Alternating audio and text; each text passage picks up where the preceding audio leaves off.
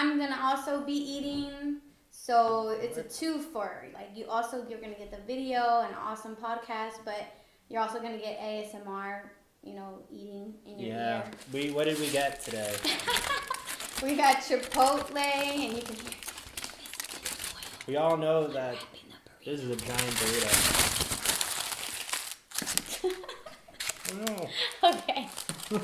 I was gonna use it to make a tinfoil hat. You're gonna make it after I'm done. Okay. This giant burrito. All right. So we have Chipotle. Yeah, so this is a Chipotle podcast. No. So tell me, what's your favorite top 3 Chipotles? Go. Top 3 Chipotle, what? Like the locations? Or what you get, the items? Thank you very much, Ruby. That was very great. Oh, okay. Okay, so we are by ourselves today. There's no Cam. We're conquering the world today. Yeah, because Cam is adjusting to a new schedule, but don't worry, he will be back soon. He will be back. He will be back soon. He was just like the Terminator. Mm-hmm. What are we discussing today, Ruby? Well, first of all, I know you want to get straight to business, but how was your weekend, Nate? What did you do this weekend? It was awful. How was your? Well, how about you tell everybody about your quest that you were on? Oh yeah, I just got back from spiritual quest. I just got back from San Antonio, and that was pretty awesome. I had a lot of fun. You spent a lot of time with Jesus. Oh yeah, because he was a painting, and he was right behind me. Oh wait, we didn't even say what I was eating. What are you eating? Sorry, guys. So I am also eating Chipotle, but I am eating a veggie bowl. That was a vegan bowl. It's a vegan bowl. Boo. That's right. That's even worse. It's a vegan bowl, and it comes with the sofritas, which is soy, I believe. So it's soy, but it's like soy meat. So it's like, it looks like meat. It looks like ground beef, actually, and it tastes really good, actually. And it's kind of spicy. Is it spicy? You got your water there. I know, but I don't remember it being this spicy. But anyways, so it has sofritas, and then it has brown rice, Look, and they then gave it me has black beans. I told you no black beans. No, I wanted black beans. No, I didn't want black beans on my burrito. Oh, I thought you were saying. Whatever. Anyways, and then the lettuce. So that's what I'm having. But anyways, so yeah, Nate went to San Antonio, and we had to do Google Hangouts, and it sucked because we had technical difficulties all the time. Great. It was great. But now he's back. Yeah, and Jesus told you what? What was the message that Jesus told you to come back with? Jesus told me that do not hate other people, no matter what their sexuality is. Happy Pride Month. Yeah! What? Right there, we should have had like a whole like confetti like explosion and like Happy Pride. I could have did like a whole like RuPaul drag dance and been like, right? Mm. Anyways, Happy Pride, guys. Because Jesus believes that you should love everybody the same, no matter what. Everybody. And animals too, Nate. Yeah, animals too. What? Don't forget about the animals. No, we need the animals because we need to eat them. We don't need to eat them. It's scientifically proven that we don't need to eat animals. Where's your sources? Science. Yeah, but what are your sources though? Okay, anyway. Everywhere on the internet that you can look up sources. Okay. I don't just go off of what I see. I actually Google? look into it. Like Google? Not just Google. The first page on Google, Wikipedia? Like actual scientific places and actual scientific pages that have the data. Okay, like the data and the graphs. And the graphs and the PowerPoint presentations. Yeah. Okay. Computers. All right, so we are a movie entertainment podcast. We talk about anything that will stimulate the mind. Not just movie though. We do TV shows and stuff like that. Yeah, that's right. Anything that stimulates the mind. Okay, yeah. Anything that stimulates the mind. I know things that stimulate the mind. What? But you don't want to talk about it. Okay. Anyway, we're going to talk about mystery documentaries. Documentaries of things that you don't even know. Wait, you didn't even get to see what I did this weekend. What did you do? You're so rude. Sorry. I asked you what you did and all about your quest with Jesus. Sorry. And then you don't even want to let me. What did you do today? This weekend, actually. What did you do this weekend? So I went to Austin. I had a little mini road trip with my family this weekend, and we went to go visit Barton Springs Pool. So it's kind of like this man-made lake. It's really nice. The water's really clear. The water was cold too. Like, the only reason why I was able to like stand it for as long as I did is because my body was numb. Mm-hmm. That's how cold it was. I had to like ease my way into there. But it was a really nice time. We actually got there at a good time where it wasn't too crowded. We got good parking, and then the lady at the front was like, "Oh yeah, it's our annual free day, so you guys get in for free." I was like, so that was awesome. It's our annual free day, which is every day. So we don't charge admission, is what I'm saying. Yeah, this is our annual free day. But so yeah, so then we did that, and then as soon as the kids got tired, or they were like too much, it was too cold. They finally got They got tired after like 10 minutes. No, we were there for like a good 2 hours. Okay, that's a good amount of time. Yeah, we got there. We weren't gonna drive to Austin for 10 minutes, right? But so after that, Serenity and I purchased tickets to go meet Jack D. Grazer, and I don't know if you know who that is. I don't. I only know good people. Good, talented people. How do you know he's not talented? I don't know. I don't. You don't. You see. So Jack Dylan Grazer is one of the actors from the movie It and It Chapter 2. He's what's his name? Eddie with the curly hair, and he's the one that Who plays the adult version of him in the second one? Oh fuck! Is he McAvoy? No, he's not McAvoy. Wait, yeah, he is. Okay, so he's that guy. The guy with the stutter? No, he's not him. That's Jaden. So he's not the guy with the stutter. He's not Bill Hader, because Bill Hader is Finn. That's Richie. Yeah. I don't know the guy. The other two unknowns, I don't know who those other guys are. Unknowns. But so anyways, he's really cool. He's a really good, talented actor. You've seen it, right? I've seen it. So he's the one that has the medication that his mom always is putting him on and stuff that like that. guy, Bullshit. Yeah, the one with the cast and everything. So do you think he's talented? The loser lover guy? Yeah, he's talented, Yeah, he's pretty good. I love him. He's funny. Well, anyways, we got to go see him. We got to go meet him at this school or whatever, and it was so awesome because it was like so low key. So there was not a lot of people there. We did not have to wait a long time, and we got to spend a good amount of time talking to him. And it was awesome. Was he like the coolest guy? Well, he's not the coolest guy, because I still say like Finn is like the coolest guy. You hear that? You gotta step up. No, but they're friends. Exactly. They're really good friends. Even more so. And Jack is like he's cool, but he's like really super sweet. He was like talking to Serenity. Serenity was all like, "Do you remember me from the Fan Expo?" And I'm like, "In Dallas? No. All those girls, like, he's not gonna remember you." And he was like so sick because he didn't want to tell her no. Of course I did. Yeah, no, he's not like that. Okay, he's not a jerk. Okay. Anyways, it was a fun time, and I love it, and I had a good time. Okay, that's great. Jack is awesome. So now we can get to business. Yeah, we're gonna talk about mystery documentaries. Sometimes the strangest stories are the true ones.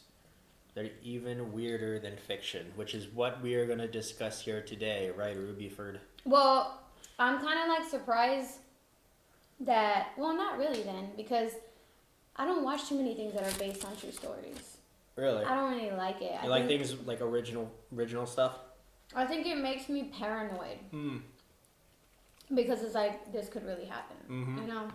And I know I watch other movies that, you know, prompt scenarios like that, real life scenarios, but they're not based on true stories, but I still watch those. So, I don't know. I was just kind of surprised that I didn't see anything on the list. Like, I looked it up and I was like, mystery documentaries. Okay, I'm sure I have seen in one point in my life something.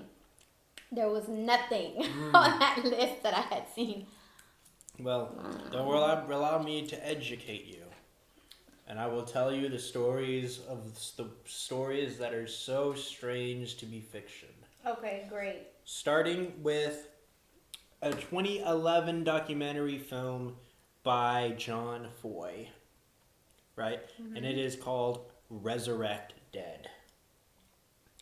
Wait, that's a true? Mm-hmm. Are Are you saying that the dead were resurrected? Is that what it is? No, this is what it's about. It's okay. So a man tries to piece together cryptic messages left on tiles on the streets across the U.S. and one in Santiago. So what? What do you mean? What? Why? I don't get it. Why is he tracing these things? Why are these things on there? Well, that's the mystery of it. We don't know. The thing is that a man finds out that there's these tiles with these weird messages on it. How does he find out? Well, they're all over the place. They're all over the news and everything. Like news articles were doing stuff on it. So where did this happen? All across America, like various cities in America. This really happened? This really happened, yeah. In what year? In the early 1980s, all throughout to the early 1990s, this was going on. I was too young. So this happened. They found quite a bit in New York City, in Philadelphia, in San Francisco. So Los Angeles. These tiles, right, were being found all across America, and there was even one found in Santiago. Do you know where that is? No, I don't know where that is. Where It's is actually the capital of Chile. Okay. So. South America? So it goes all the way to there, and all of them have the same phrase. And the phrase is Toynbee idea in movie 2001 Resurrect Dead on planet Jupiter. What? Yeah, I know. That doesn't make any sense. All of them have this same message on it, spread all throughout America, and these guys who the documentary surrounds is trying to get to the bottom of it. What does this mean? Who put them there? That kind of thing. Well, who is this guy? But he's just some guy. He's just some random guy who just saw them one day. He's like, I'm gonna solve this. Yeah, that's exactly what happened. What is him? Oh, National Treasure looking ass. Where's the guy? I mean, this guy must have had a lot of time on his hands. And if he went to Chile, he must have had money. I don't think the guy who laid it out. He didn't. Oh, you mean talking about the guy who actually laid it out, not the guy who's investigating it? Well, the guy who investigating it was the one who started, right? No, it was a different guy. No? No. It was just a regular guy. The guy who was investigating it is trying to get to the bottom of who put down these tiles. Okay. We don't know Which who is put down the what tiles. the documentary about, Yeah. right? Well, that's what I'm saying. The guy who's investigating it. Yeah. He must have had. He's an investigator for like what? For no one. For no one. Yeah. He's just a regular guy, He's just right? an armchair investigator. Well, that's what I'm saying. If he's investigating and he knows that they're in the United States, did he go to Chile to see No, that there he was didn't. one there too? He did. He found that on a newspaper. Oh, okay. Okay. So, I'm just trying to realize like who he is. who he is, yeah. So yeah, it's about that. So the thing about this message is the first thing. What does this message mean? Do you know? Do you have any idea what this message means? Is it something about a movie? Yes. Well, I will tell you. Was it marketing for a movie? No, because this came out in the 1980s, and the movie came out way before. So what happened was the first line was Toynbee idea, who is, I believe he's supposed to be this physicist, theoretical physicist, Toynbee, who believes that you could put dead molecules back to life. That's his thing. Like a zombie? Yeah, I don't know. I have no idea what the thing is. I don't know about an actual body, but molecules, sure. And then next is the movie 2001, which is of course leading to Kubrick's 2001 film. Why? Why that film? Apparently, it depicts a rebirth, like putting people, like a person who is dying, but then comes back to life again. Is that In what it's outer called? space. Resurrect Dead? The documentary is called Resurrect Dead. Yeah. But that's what's actually on the title too, right? Yeah. So it's the scientist's name that studies death molecules, Yeah. right? And then movie 2000 what? 2001. 2001, and then at the bottom it says what? It Resurrect Dead. So was it? I would have thought it was saying movie 2001 named Resurrect Dead. Yeah. This is here. Yeah. Okay, so Resurrect Dead. Which Yeah, is, I would have thought that that's what it was saying. Like, there's a film coming out in 2001 being called Resurrect Dead. no, it's not what it is. No? Because there is no movie that came out in 2001 called Resurrect Dead. Oh, so this was after when they were looking at it? Mm-hmm. Okay. So, because this documentary came out in 2011. And underneath that is On Planet Jupiter, which is probably alluding to the idea that we could resurrect dead molecules in outer space on planet Jupiter, that humans can create their own afterlife, in a sense. And we just go to Jupiter. Yeah, well, that's our afterlife. Jupiter. Yeah, it's a great place to be. Did you ask Jesus that? I don't know. It's a great place to be. Let's go to Jupiter. But we have to be dead. So that's what it's about. So that's basically what he thought the final theory of what the tiles mean. Mm-hmm. So is that you? So what actually ended up happening is that he tried to look. He had only three leads. One was an address in a home in South Philadelphia. Right? Uh-huh. So in South Philadelphia, well, he found it on one of the tiles, actually, in the tile in Santiago. So the investigator went. No, it was in the newspaper. Oh, okay. So what did it say? It was just an address in South Philadelphia. On the tile? Mm-hmm. So he went to the address, and apparently the guy would not open the door. He wouldn't do anything, and apparently he asked around what? Chips. Yeah, chips. Can I have some? Yeah. We're gonna do chip eating ASMR. Yeah. Here's some queso if you want. Okay. Okay. So he goes to the house, and he talks to the neighbors, and he's like, "Yo, what's up with this guy around your house?" What the fuck? That's so weird. I don't know. You're just gonna straight up go to a neighbor and be like, "Hey, let me ask you about your neighbor. Like, why?" That's exactly what happened. And then he's like, "Wow, that guy is actually he's I a would have recluse." been like, "I ain't no snitch. Get the fuck off my porch." Really? Yeah. I'll be like, "Excuse me, madam, I'm doing a documentary on your neighbor, so I was wondering if you can tell me something about him." Then I would have been like, "You got some money?" I got $2. So they're like, "Wow, he's a recluse. He is very to himself. He hardly ever comes out, and all that kind of stuff." And then they're like, and he's like, "Oh, well, okay. Well, if you knock on the door, will he answer?" And he's like, they're like, "I can try." And then they knock on the door, like, "Hey, you." This guy's asking for you. Yeah, Oh, and weird. then he wouldn't answer the door. Oh, okay. And then he's like, "Oh, well, I tried." And then that's that. And that was the end of that dead end.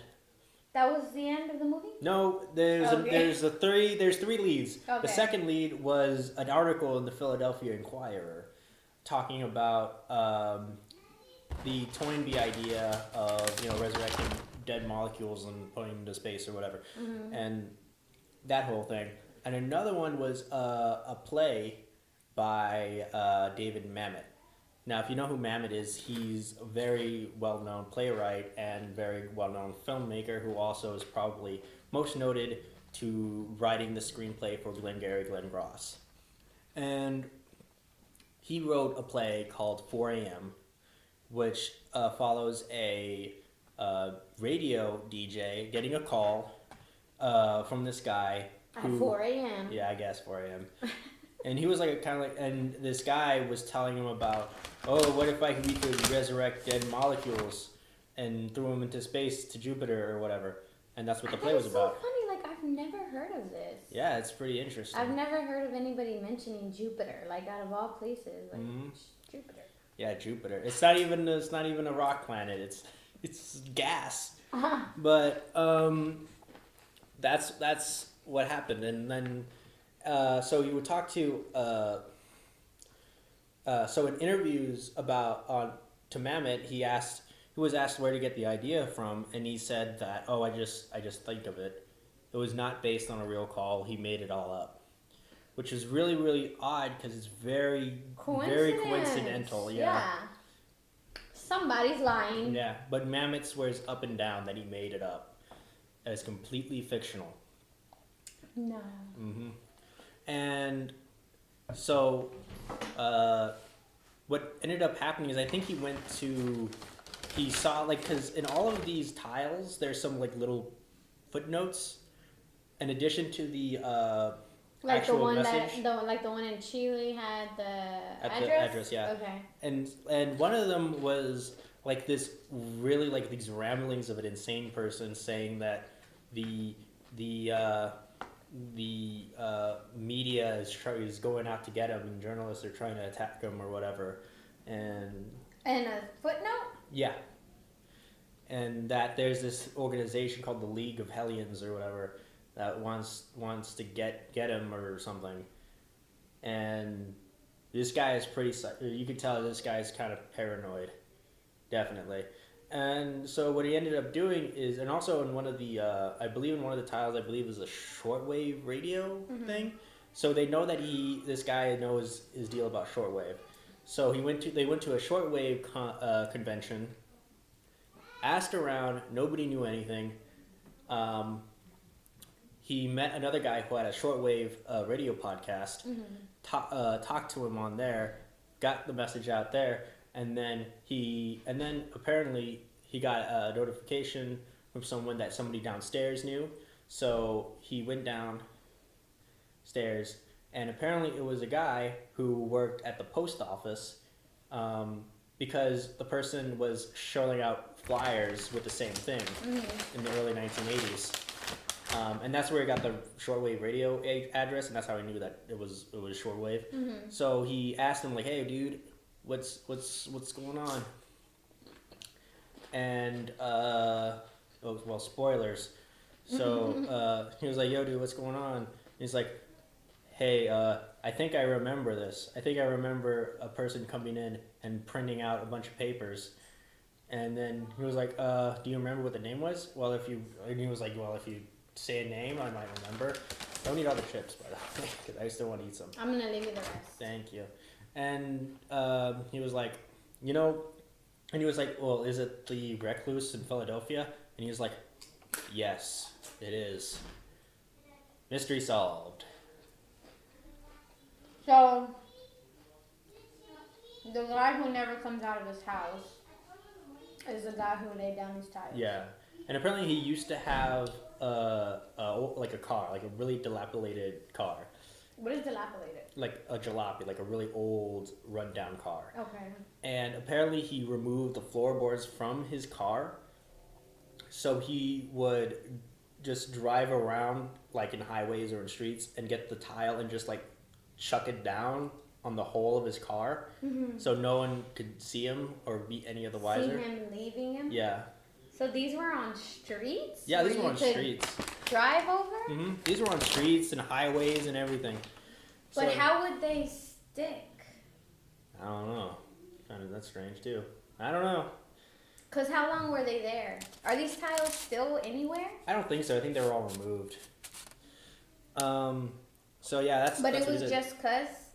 Like, he just did it just cause? Well, what happened, I think the theory of what happened is that he probably most likely, because he was a very smart guy, the Recluse in Philadelphia, he was known to be a very smart guy. How did anybody know that if he never came out? I don't know, actually. Just the neighbors said, "Oh, he was an intelligent guy." So he's known to probably have read Toynbee, and read his ideas about resurrecting molecules. And he's like, "I just gotta get this out there." Yeah. So he made the flyers, passed it out, and the media got wind of it, and the media was like writing articles about it, saying like, "Wow, this guy's kind of a goofball." And then that's when he kind of developed like this hatred and paranoia of the media, and that's why he was like, the media is bad, they're out to get me. And media is bad. yeah. Even people back then, you know Yeah. that. And then it was also on record that he called into Larry King live once, telling him about this idea that he had. And Who did? The recluse? yeah, he. What's his name? Do we know Sevi. His name is Sevi. Sevi? Yeah. So Sevi called into Larry King live, telling him about this idea, and that's most likely probably when Mamet wrote 4 a.m., got his inspiration from 4 a.m. Because he has said that he kind of loosely based on it on Larry King live and watching Larry King live, but he probably remembered it subconsciously about it. That's the only thing that I can think of, and that's why he's so adamant of him saying it's fictional. And then that's when he decided, the flyers aren't going to work. I'm just going to drive around and put the tiles on the streets. But to make things kind of weirder is there's still that question of the tile in Santiago. Because it's so far away from everything else. Like, why did he want to end it there? Yeah. Maybe he just didn't have the funds to go any further. Maybe his original idea was, like, he really strongly believed that this could be done, and he wanted people to know about it, at least for his sake of peace of mind. And so he, like, eventually wanted to do it all over the world, but he ran out of funds. Yeah. Why Santiago and not anywhere else in all the other countries in between? I don't know. And also, so in order to add to the mystery, the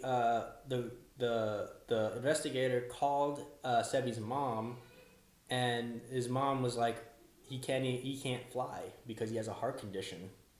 Sebi? Yeah. But that doesn't mean he didn't. He didn't fly? fly? That doesn't mean he didn't risk it. I don't know. Unless he has some kind of condition where the airports would prohibit it and be like, no, you can't come in. Yeah, I don't know. Some kind of pacemaker or something. I don't know. And that might be the thing, but I don't know. The pre 9/11 airports were kind of really loose about it.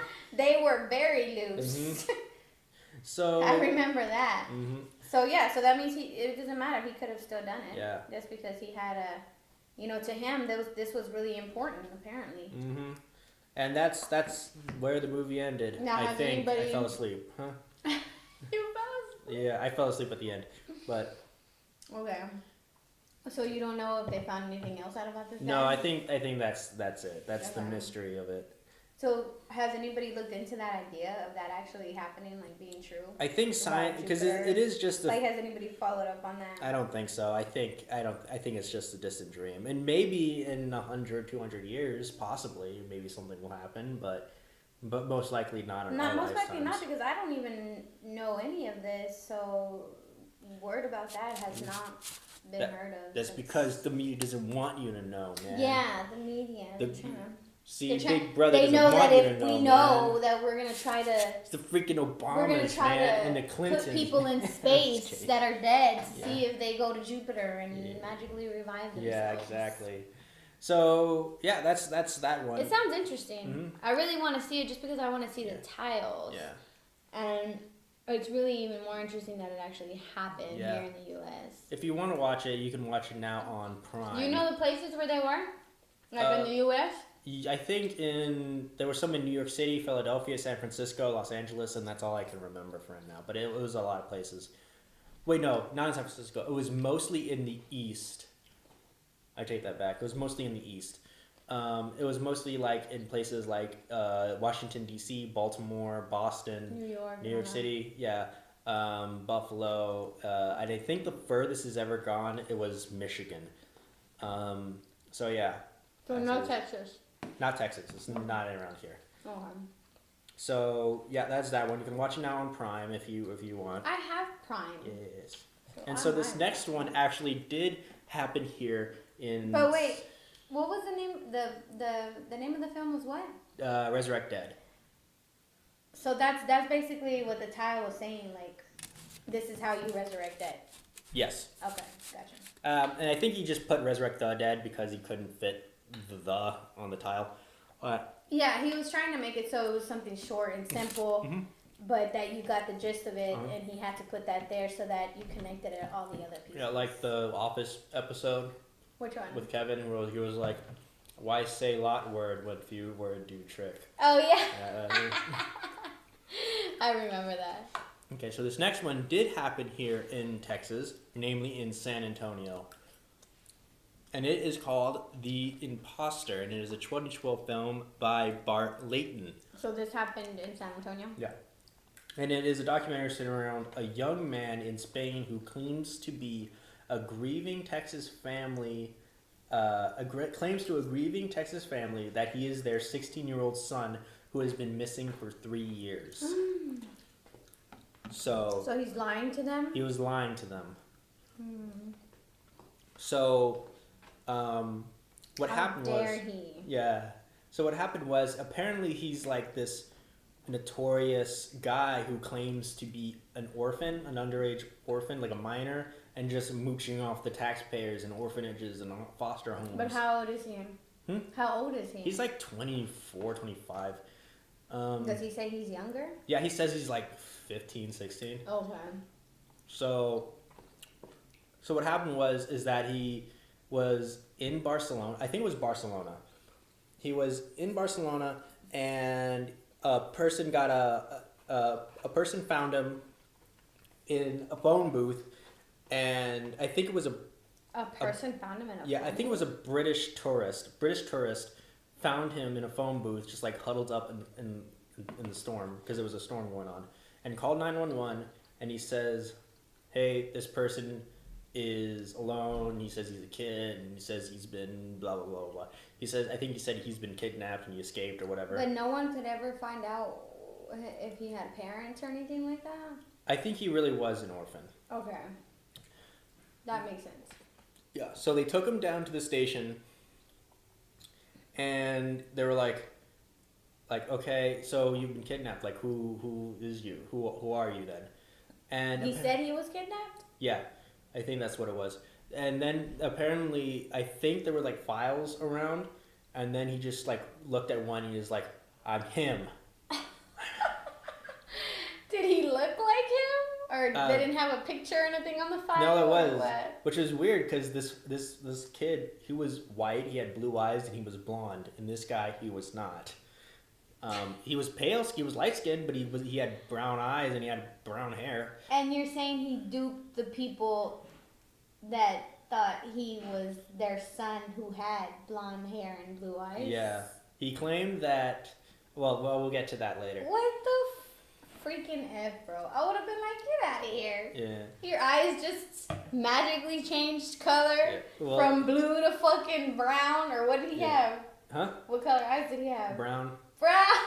So, what happened was, I think he was like, can I stay in the station overnight or whatever and just hang out here? And then the police were like, sure, whatever. So what he ended up doing is that he looked into this other kid's file, looked up and tried to read as much as he can about it. He ended up calling missing persons in America, pretending to be a Spanish policeman. And so he was like, hey, we found this kid who I believe has been missing. He says he's been kidnapped, blah, blah, blah, blah, blah. But he was kind of referring to himself-ish. Yeah. And then they were like, oh my goodness, we found him. I will tell the family immediately. And the family was really, really happy that they were found. He was found in Barcelona. And so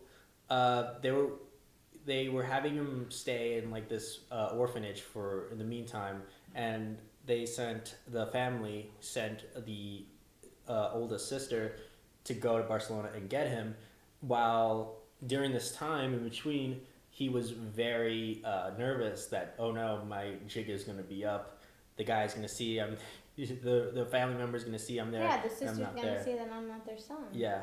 Obviously. Mm-hmm. And then? So the sister came in, and he was like, so they came in, and then the people at the orphanage, the staff, was like, he was outside in the playground, and people were playing around, and they were like, hey, your sister's here. And then they came in, because he was wearing a hoodie, and he had his hood over his head or whatever. So he came up to her, and then she was like, brother, you're definitely my brother, not somebody else. We found you again. you look so different. You're like a completely different person. Exactly. Yeah. So how did that happen? They found him, and they're like, "Hey, you." So the sister didn't notice anything odd about him. She noticed that he was very different, and then she was But like, not "Okay." that different. No, I Like your guess eyes not. changed colors. I guess not. So they're like, "Okay, let's go back to San Antonio." So they went on the plane from Barcelona back to I San feel Antonio. like this documentary didn't get the whole story. Really? Because that's definitely, that would not have happened like that. Really? You think you wouldn't have done that? I would know. I would have been like, he's not my brother. I don't know who this kid is. Like, what if like your one of your kids has been missing for 3 years and you hear that he's been found, and then you go find them, and then I find out that it's not him. Yeah. I'll be super fucking disappointed and be like, why the fuck would y'all play this fucking prank on me? Who do I need to fucking talk to? Like, this is bullshit. I'm over here thinking that I found my son finally, and then y'all do this to me. It's like having your heart thrown out all over again. So it's like, no, I would have not fucking been like, oh yeah, we found you. No. So they go back to San Antonio, and the missing persons or the FBI is like, okay, we need to talk to him because we need to find out what happened to this kid. Right. And so he ended up going back, and they're like, you know what, the FBI can wait. They can go take a hike. So they brought him back to their home in San Antonio, and then they're like, oh my goodness, you're back again. You look so different, like you're a completely different person. Yeah. And then they just went on like they always knew. I mean, like nothing happened. Like he was part of the family. I just don't see how they would do that, because like this kid was how old when he got taken, or whenever he got lost? This kid, I think he was like 11 or so. Okay, so there would obviously be things that he would have remembered at that age. Like, hey, remember when we went to this trip? And he'd be like, no. Yeah. And they'd be like, oh yeah, you came back looking completely different and with amnesia too. Yeah. Like, that's no. Yeah, that's exactly what he did. He pretended he kind of had amnesia, and he said, and when they ever thought about asking him what happened, like to explain himself, he wouldn't say anything, and they would be like, you know what, he'll say it when he's ready. When he's ready, yeah. He's like traumatized, like man, he is playing all of y'all like fools. Yeah, and then they actually interviewed the guy who did this whole thing, and he was all like, yeah, I fooled him. I fooled him good. Oh my god, even worse. Oh my god. So the FBI. Did he not get any kind of time for that? Oh well, I'll get to that in a minute.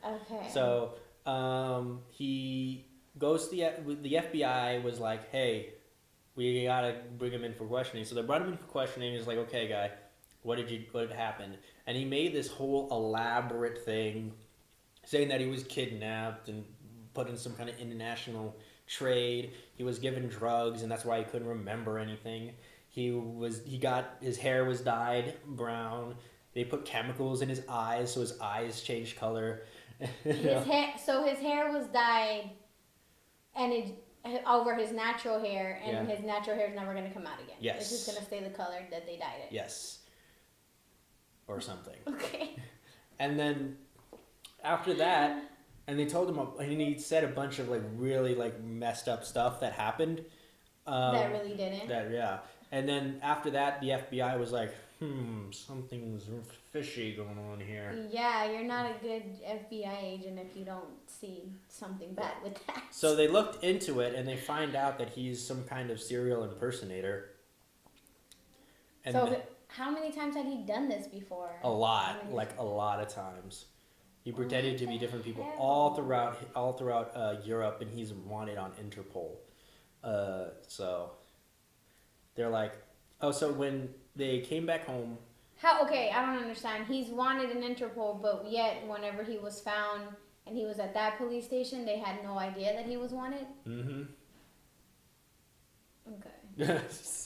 So, while he was still with the family, and while the FBI is still kind of like stroking their chins, trying to thinking on it, having to think on it, He's with the family, and then the sister is like brought out the old photo album, and then she was like, "Oh, this is not what you look like now." No, she was like, "This is this person. This was this time when this happened. This." Oh Basically, my kind of God. like coaching him. Yeah, coaching him.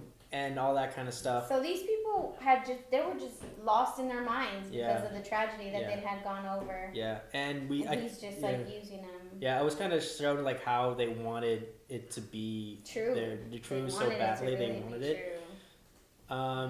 But eventually, I can't really speak on that because I can't even imagine. Yeah. You don't even know. Like, you would definitely be a completely different person if that happened to you. Mm-hmm. So the FBI just came in and be like, "Aha, you're caught. Put him up."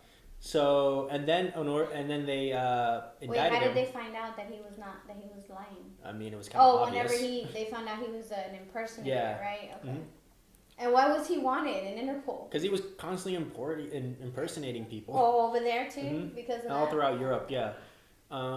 So they took him in, and then and to add salt to the wound, he was like, "You know what? If you let me go, I'll tell you that while I was with him, the father and the brother, because there was also a brother, they told me that they killed him, and I will tell you that they killed their missing child." No. That's what he did. But he was lying? He was obviously lying. Oh, God. But the police, they had to investigate. So they investigated it. They did an investigation on them and all that kind of stuff, and went to court and everything. And did they find out that they were not guilty of that? I don't think they were guilty. Okay.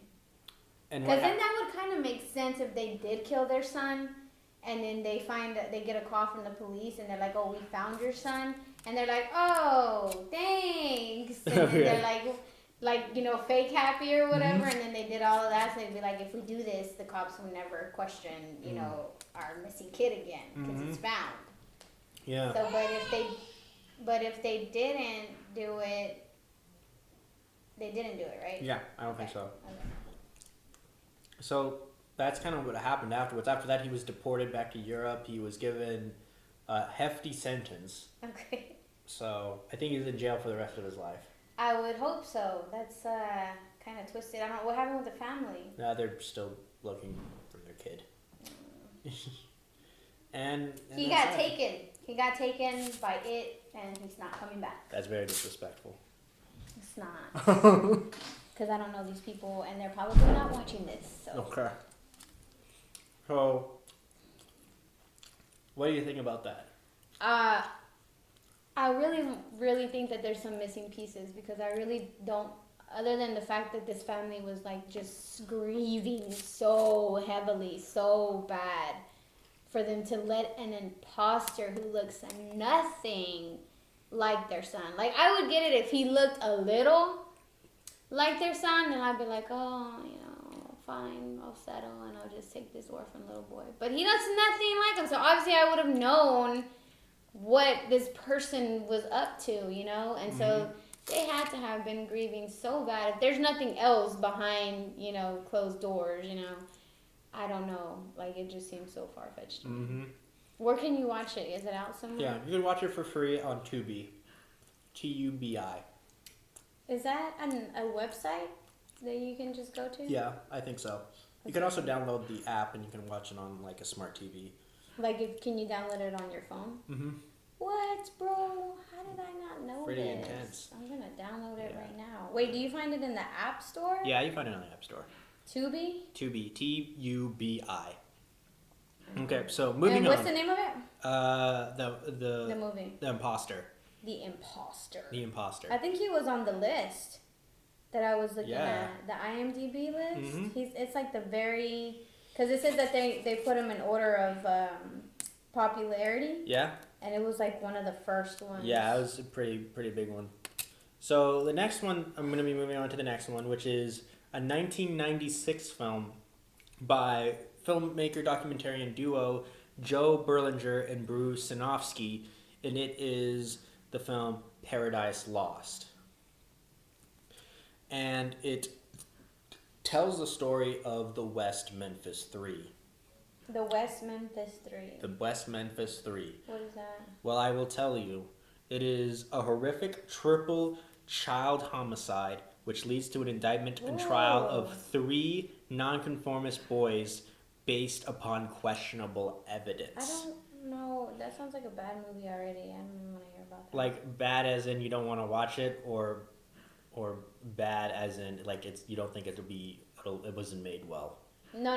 Bad. Like I don't want to watch it because that sounds so bad. Like sad of what happened. Mm-hmm. Well.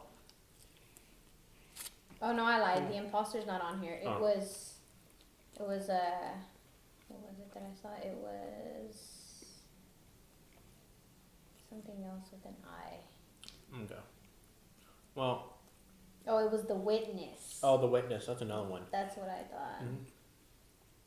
So, in Paradise Lost, it deals with the West Memphis 3. So it, in the town of, I think it was in Arkansas when this happened.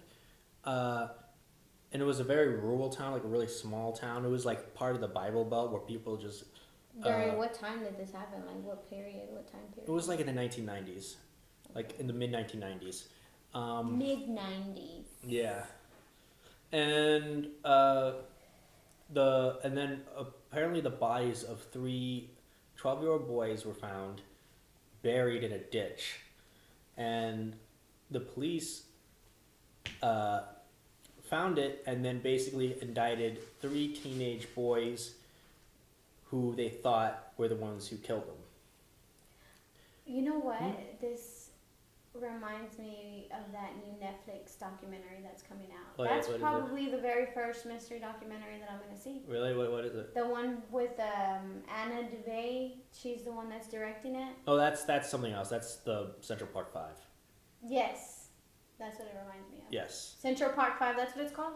Right? No, or is it called They See Us? When They See Us. When They See Us. Right? Yeah. Yeah. So, I'm so excited to see that. It's already out. I'm going to watch it tonight. Okay. I'm going to watch it tonight. Okay. So, in Paradise Lost, so they found these 3 kids, and when their first thought, okay, so you gotta understand, in this point in time in American history, especially around the Bible Belt, there was this thing that was later known as... Wait, what's the Bible Belt? It's like the place where, like, people who were very conservative Christian would be at. You know, people who believe that... In Arkansas? Yeah, I think so. People would believe that what? Like, people who believe that the Bible is law. Okay. And that is it. You know, that kind of place. Okay. So, and it was during the time dubbed the Satanic Panic. But did they really follow the Bible, or did they say they did, but they were still like very hateful people, which means they did not follow the Bible? That was the second one, that one you said, the last one you said. Okay.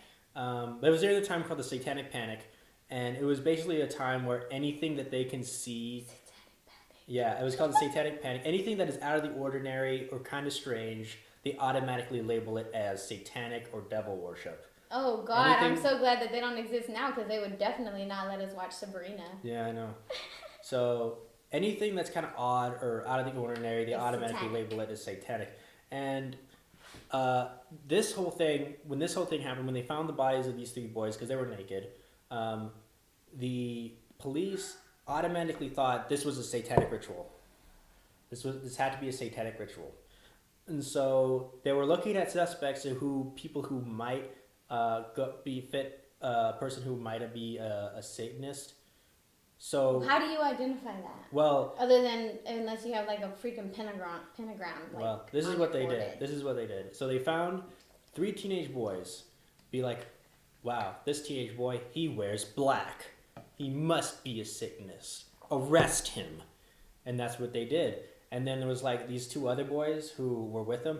Guilty by association. Arrest them too. Yeah, you guys are the ones who did it because I said so. This just goes to show you how police officers, some, not all, they abuse their title of power. Mm-hmm. They go on power trips. And I think it's very, very important to be aware of that. And stay woke! Yeah, stay woke. Okay. So what happened was that this film mostly... follows the trial. judgment of Yeah, the the police judgment, officer. It goes through the trial in real time as it was happening, and apparently while during like the initial like interrogations, they kind of broke one of the guys down and said, "Okay, we did it. Just leave me alone." Yeah, just like what happened in that movie, in the same movie that I'm gonna watch tonight. Yeah, When They See Us. Yeah. And then they were like, "Haha, gotcha! I knew you were guilty. I'll teach you to wear black. Not in my town." So they arrested him. He implicated the other two. So now That same guy implicated the other two? Yeah. Oh my god. He implicated the other two. I wonder, I've always thought about that. Like, would I crush under pressure like that? That's the prisoner's dilemma. I don't think so, because I'm very stubborn. That's an economic term. What? The prisoner's dilemma. What? I've never heard of it, actually. It's really complicated. I can't explain it. Okay. But I'm just saying, like, if I were ever to be under that kind of pressure where someone is, like, telling me that I did something but I didn't, and they have that kind of authority, like, they would have to say something, like, very, very, very, like, mind-blowing that would make me be like, okay, fine. This is what they would do. Yeah, this is what they would do. They would keep you... Because I'm very stubborn, and I'll be like, no, I don't care how many times you tell me, no, I did not do it. Because they would keep you there for hours on hours, like 10 hours, and then they would say stuff like, okay, we already know you did it, so you might as well make it easier on you, so you can tell no, I don't. And then they would You cannot keep me here, because you don't have me charged with anything. And then they would like do these interrogation tactics where they would just be like all up on your face, like, hey. Oh, I know. Hey. And I bet you back then it was even worse, because now they're not, now they're stricter, obviously they're watching a lot more, and they got internal affairs and stuff like that. But back then it was, can't even imagine the shit that wasn't caught on tape from police officers. Yeah. So that's what happened. So because he implicated the other two, he had to be put in a trial separate. So he went through the trial and everything, and I think he pled guilty because he admitted that he did it, and then I think he got life in prison. And the only reason why he got life in prison was because he did the guilty plea, and that kind of removed the death penalty, so he gets to stay his entire life in prison. I would choose the death penalty over staying my whole life in prison. Now, the parents of the victims, they believe that these three did it because the police told them they did it. And they hated him for it. They really did not like him. Yeah, it sounds exactly like the movie I'm about to watch. And then it goes into the trial of the other two. And I think they played not guilty, so they went to trial and everything. And so one of them actually testified, and the lawyer was like, "Hey, I think didn't you read Aleister Crowley books, the founder of the Church of Satan?" And he was like, "I might have skimmed or whatever, but I don't follow it." And I'd be like, "Liar! You're a Satan worshiper." You're a worshiper. And it was like, "Well, I wear black. I think the color complements my skin tone." No, you're evil person. You listen to that Marilyn Manson person. Yeah, that's exactly what happened. Well, to tell a long story short, it's not funny, but we're making it funny because if we don't make it funny, then it's just really sad. Really sad. I don't want to be really sad. Yeah. So the end. To make a long story short, they got incriminated and they were in jail, and that's it. They got in jail and they were in there, and then everyone in the town hates them, hates their guts because they believe that they did it, and that's it. They lost. But they never found the people that actually did it. Nope. Because they were like, in their book, they're like, case closed, justice is served. That's so fucked up. That's exactly what happened. So they're like, that's it. That's so fucked up. And no one has ever gone back to do it. They've never. Man, if I was those people in jail, I would have been like, I need somebody working on this shit nonstop. Y'all need to find the right person and get me the fuck out of here. They might have appealed it. I don't remember. But. Oh, that sounds like a good one. Where can we watch that one? On Prime. You can watch it on Prime. And that one's called what, you said? Paradise Lost. Paradise Lost. Mm-hmm. So. But like when they're telling, is it this one, Tubi? Yeah. When they're telling the movie, like the documentary, Oh, that's spicy. You can kind of. Oh, this says contains ads. You don't like ads? No, who likes ads? I like it, especially if it's free. I get free stuff. But do you like the ad itself? Well, I don't listen to it. That's what I'm saying. You don't like it. If you could not have the ad with the free app, you would take it that way, right? No. Okay. Okay. That's what my point was. Okay. Anyways, it's called Paradise Lost because they lost completely. They lost their paradise. So. But it sounds just like the one that I'm about to watch. So I'm really excited about that one because I hope everybody watches it. Like I really hope everybody watches it because they have that part where the what do you call it? The president. Yeah. Quote, air quotes. He is on there and he was actually incriminating these 3 African American teenagers, 5. Yeah. On little to no evidence. Mm-hmm. Nothing was, and I think actually they had already found that there was like nothing to hold these guys in contempt, saying charging them with it. Yeah. And he was still saying, "Oh, I want the death penalty for them. I want the death penalty." Yeah. Like what? That really stinks. I want everybody to watch this movie. Yeah. Well, if you like it so much, why don't you marry it? Movie. Because I'm already married to Stranger Things. Okay. You already know that. Okay. So, anyway, moving on. You guys want to see my picture with Finn? It's very nice. It's a very nice picture. Okay. And then here's my picture with Caleb and Sadie and Gaten. Okay. I'm going to put those up. I need to put some more shit. Yeah, that'd be really nice. It's like Rick and Morty painting that I got. I'm going to put it up. Okay. I have to put it up. Okay. I don't have any time. Moving on is a 2016 film by documentary duo David Ferrier and Dylan Reeve, and it is called... And this is going to be the last one. Okay, and this one's called Tickled. Tickled. If you thought the last ones were pretty bonkers, this one is as bonkers as it gets. Oh no! Dude. Is it sad? Not really. It's kind of funny in a way. Okay. So it's about a journalist, David Ferrier, who stumbles upon a mysterious tickling competition online.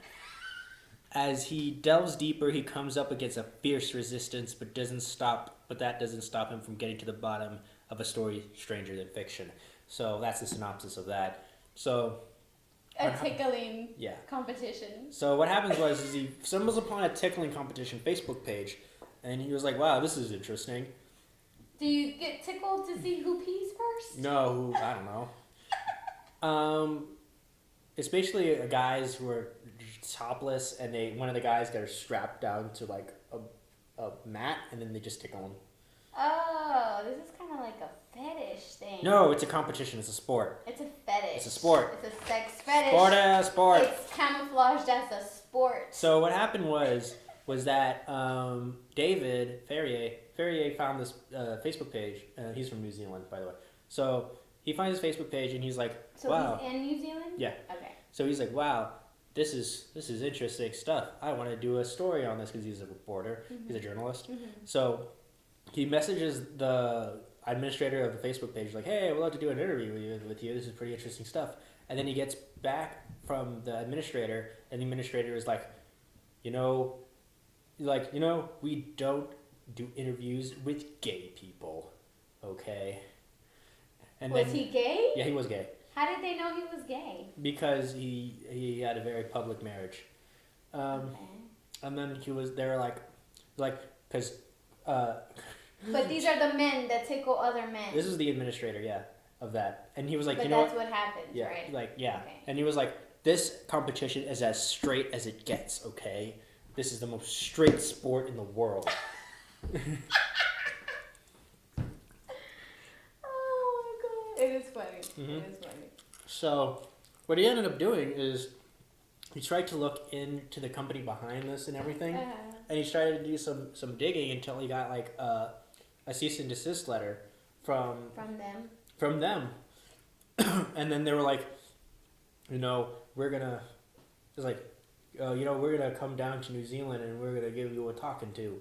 Because where were these people? Huh? Where were these people? In America. Oh, okay. And so they came to New Zealand, and then they went to New Zealand. Yeah, the lawyers. They went to New Zealand, okay. and then they're like, "We this is very serious stuff you're doing here, so you shouldn't do that." Because these guys, these are powerful people, These are super powerful people, and I would have been like, "I don't give a fuck. Fuck off my porch." You weren't in the porch, and then they were filming it because they were doing a documentary, and he was like, "Why are you filming? We're doing a documentary. Get that out of my face." And then they're like, we're just do it with a secret guerrilla style. And then they put like a camera inside of a Starbucks cup, and then they were like recording a conversation, and he was like, "These guys, they're pretty intense. You don't want to mess with them. They're pretty intense." The guys that tickle one another. Yes. And so what he ends up doing is, okay, you know what? We're gonna go to, because it's actually run by this person named Susan. So this woman. So they flew to Los Angeles to do some investigative work because they were like, forget these lawyers, who needs them? We're doing it anyway. Yeah. So. Well, obviously, okay, that would just pique your interest even more, because it's like, why are these guys from America sending these lawyers all the way to New Zealand? They obviously have money. Oh, yeah. And these super powerful, lawyers are saying these guys are big guys or big names, whatever. It's like, dude, you just made me want to uncover this shit even more, right? So they went to Los Angeles, and they were reaching out to people who were in the videos, be like, "Hey, man, you want to talk to us, or maybe?" In the videos that they were having the tickle competition with. Okay. Hey, you want to talk to us, maybe? I don't know. And then like, "You got some money on you? I don't know." And then everyone was like, "No." And then they're like, they were too scared to come out, except for one brave soul, who was. And said what? Well, he was a former person who did that. So he came out, and he was like, "Hey, man, I was first introduced to do this. I was given an email to do this when I think he was like 15, 16, to do it. And when you're an up-and-coming actor, you just say yes to anything, especially when you're at that age. You would take anything you get." So he said, "Sure, whatever." And I think it was paid too. So I'll get some money. And then he went there, and I think it was supposed to be just auditions. It was supposed to be an audition. He went there and talked to him about that. And then he did the whole tickle thing. That whole thing was there, it was recorded, and was like, whatever. That was that. He got his money and left. Forgot about it. A year later, it appeared on YouTube. And then it was like, because at this time, he was becoming like a really recognizable football player. He was getting there pretty big in leagues, and once he got name recognition, his name got put on the title of the video saying, "This person likes to be tickled," or "This person is ticklish," or something like that. So they waited to put it out until he had a name out there, or what? Pretty much, it seemed like. So they put it out, and then he was like, "Yo, this was only supposed to be for an audition. You're not supposed to release this." Yeah. And then he was like, he emailed them. It was like, "Hey, man, why did you do that? Can you take it down, please?" And then they just never responded. So he just went directly to YouTube saying, "Okay, these people are using my image without my permission." And he reported it. Yeah, he reported it, and then YouTube took it down. And then he got a message from Susan or somebody, saying, "You have no idea what you just brought upon yourself." And what did he just bring upon himself? Well, what happened was it appeared everywhere. It appeared on YouTube, Vimeo, every single video streaming website ever. So they had the power to bring it back on YouTube. Everywhere. Every time one comes down, 10 more would come up. It would be all over the place, and everybody knew about it. And I didn't know about it. It would hurt his applications for jobs. He would go to tryouts, and the coaches would be like, "You're really good. You're the best for this position, but we can't let you on because of this video." And wow. And so it just destroyed his life. And the person would Susan would just email employers that he would apply to, saying, "You don't want this guy. You don't want this guy. He's gay," and that kind of stuff. God. So mostly it was because people thought he was gay. Well, that and because he got tickled. That's what they were insinuating. Yeah, that and they didn't like. So they didn't like the. See the press. how gay people have not had rights? They still don't. They still fight with it on a daily. Is you happy gay Because Pride they're Month? Stupid people. Happy Pride Month. Ignorant. Okay. Happy Pride Month. Yeah. So. Hashtag Happy Pride Month. Okay. So what rainbow happened? Rainbow emoji. Yes, rainbow. So what happened after that was then they're like, okay, that's really strange, and then they talked to this other guy who used this tickling thing, except he didn't like pretend it was some kind of sport. It was a sexual fetish, and he knew it was a sexual fetish, and he made it as one. And he didn't. So that's another guy that talked to the investigators. Yeah, he knew it was, and he didn't disguise it as some BS sport. He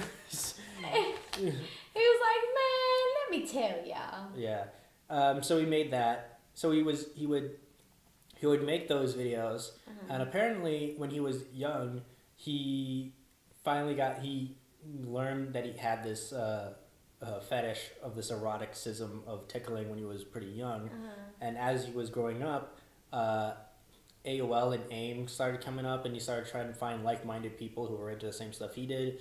And he finally found this forum that had that kind of stuff, and he met this person named, I think her name was Timmy Tickle or something like that. And then she was like, "Hey, if you want, I could pay you, and you can make tickling videos for me." And I was like, "Yeah." And then he was like, "Yeah." So he was like, "This is my thing." Oh my god. So he made videos for that, and it went on for. But it was for these people, right? Yeah. That had this Facebook page, right? For this Tilly person, because this was before Facebook. So okay, so it sounds like they're really gay. They just don't want people to know that. Yeah. And they use this as a disguise to say that they're not gay because they say it's a sport. Yeah.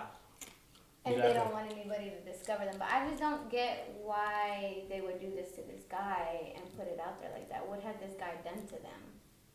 What guy? The one that just went in for the audition. It was because he wanted to take it down. That's it. That's the only reason. Yeah, but I'm saying, why did they put it up whenever his name was out there? I have no idea. Like, it just randomly got put up. Yeah, I think so. I think that's why he did. Do they just randomly put up the videos? People that get tickled? Like Yeah, that one guy that knew it was a fetish? Did they put up his video? Well, this is what happened with this guy. He would send them videos and everything. This was before like video sharing sites and everything, so that wasn't put out there very easily. So after that, after years and years and years passed of him doing this, that was kind of like his job. And so finally realized they were starting to put stuff up on the internet. And then he was like, "No, that's not okay. That's not okay." The fetish guy? Okay. Yeah, that's not okay. And then he was like, "You know what? I'm not going to make these videos for you anymore." And then Tally was like, "How dare you?" You'll see about that. I was like, "How dare you? You cut me off of my supply? I'll show you." And then? So after that, she was like, the investigators, after they talked to both of those guys, those are the only ones that they talked to? Well, while he was still talking to this guy, he was like, apparently this Tally guy would send letters, like threatening letters to him and his family and his mom and his grandma and all that kind of stuff. And it was very, very bad. So much so that they stopped opening the mail. So that kind of stuff. He kind of laughs about it and be like, "Look at this loser." Kind of like, that's his mentality about it. But he still makes the erotic videos anyway on his own website for consensual adults. That were tickling? Yeah, who are into tickling and who agreed to have it put up. I'm going to tickle my husband tonight and see if he likes it. Okay, yeah, find out. No, he doesn't. He hates it when I tickle him. Okay. He says he hates it because it's an involuntary movement. Okay. So after that, they later find out that in one of the numerous email exchanges that Tally had with this guy, with the erotic fetish guy, they found out that this person, she accidentally left like some private files in the shared folder that she sent him. So they looked into it and they found out like a bunch of dummy. Yeah, so they found some billings and pay stubs and all that kind of stuff towards a person by the name of David. David. Who is David? Well, the twist is that Telly was not a girl; it was a guy. Oh, okay. That was a twist. And apparently, this guy. So Telly was really David. Yes. Okay. And he was obvious. He was also Susan, obviously. So Wait, and where would these names appear? The Susan and the Telly. Susan was supposedly the administrator of the Facebook page, and Tally was the person who was communicating with the erotic fetishist guy. Oh, okay. Yeah. But they were both just David. Yes, they were both just David. And they later on found out that he was actually doing that whole thing, and they found he was actually caught. Doing what whole thing? Doing the whole underage, doing sexual stuff with minors thing. He was found. He was convicted, and he was a teacher too. He was an assistant principal. And what was he doing? Huh? So what was it with the tickle videos then? It was just like a front or something? No, that was his thing. Yeah, that was his thing. But he was doing that with minors? Yeah. And so they found him. They caught him. He was an associate principal. I just don't understand why he would have the page then. Why that would be something that he did. I don't know. He just did that and then also did it with minors? Yeah. Well, the people in the videos were minors. All of them? Yeah, because they were all like 16, 17, 15. Oh, okay. Yeah. So that was the thing. So he was also caught. He was caught, and he was sent to court. But what was he doing?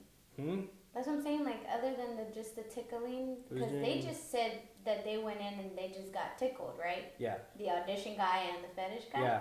What David ended up doing was he did the whole tickling thing, and then he basically used it as blackmail to the students, and then he would be like, "Hey, you gotta do this thing for me, or else it'll come out."